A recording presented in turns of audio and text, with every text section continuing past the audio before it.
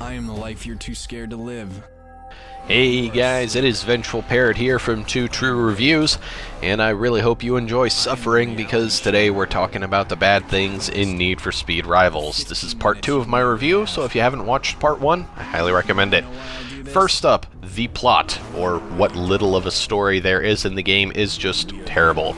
They make the racers sound like homicidal maniacs who think driving 200 miles an hour down the road with civilians is okay, and the cops just sound like idiots. The music, as you can hear, is another thing that is just, I don't want to say it's bad, it's just okay.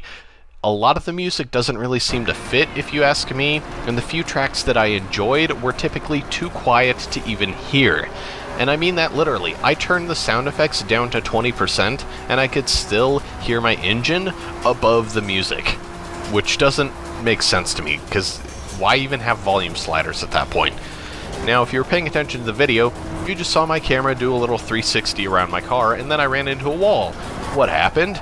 Oh, the Kinect thought I was saying something. That's unfortunately very common. There are certain aspects of this game designed around using the Kinect, and to a certain extent, those aspects are, like, the Kinect is almost necessary. I mean, I say almost because you can do it without it, but it is easiest with the Kinect. I didn't care. I ended up turning off the Kinect for about the last half of my playthrough because those happenstances, you know, that interfere with your driving, like that 360 camera spin, or a full-blown, I'm going to make you stop your car and open up your map, interferes. It's stupid stuff like that, and it happens way too often. It was a good idea, but it was not nearly refined enough to have been put into the game. So that's a huge no-no if you ask me. The Kinect is a very powerful device if you use it properly. However, they did not for this game.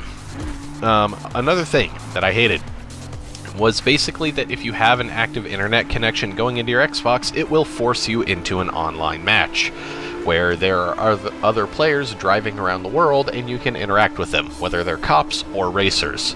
On one hand, that's kind of cool. It does make it for a more interesting experience. However, when you're first starting out, it's kind of a pain in the ass because everyone is better than you and they will decimate you. And I'm not even kind of, like, joking. They will destroy you. So be careful if you play online and you buy this game and you're first starting out, because you will have difficulty going up against other players.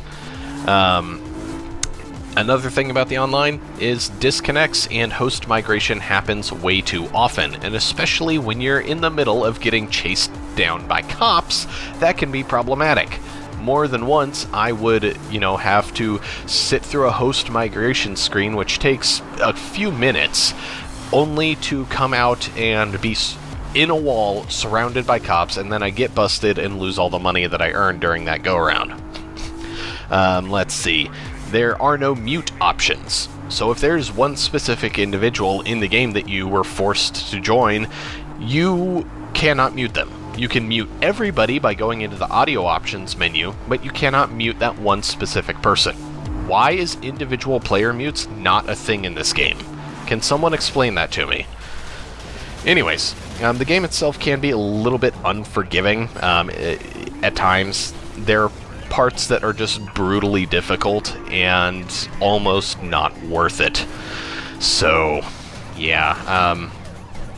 Outside of that, I mean, the cop campaign is a little boring. I preferred the racer campaign just because the cop campaign, there's about half as much to do, and most of the time, all the other players in the game are playing as racers, and they're at such a higher level than what you are that you can almost never get anything done because they'll zip by you, hit you with one of their pursuit tech, and you'll die. So, yeah. Anyways, if you enjoyed this video, subscribe to my channel. I will be wrapping up the review tomorrow. In the meantime, have some more corny music. Have a great day. Vengeful Parrot, signing off.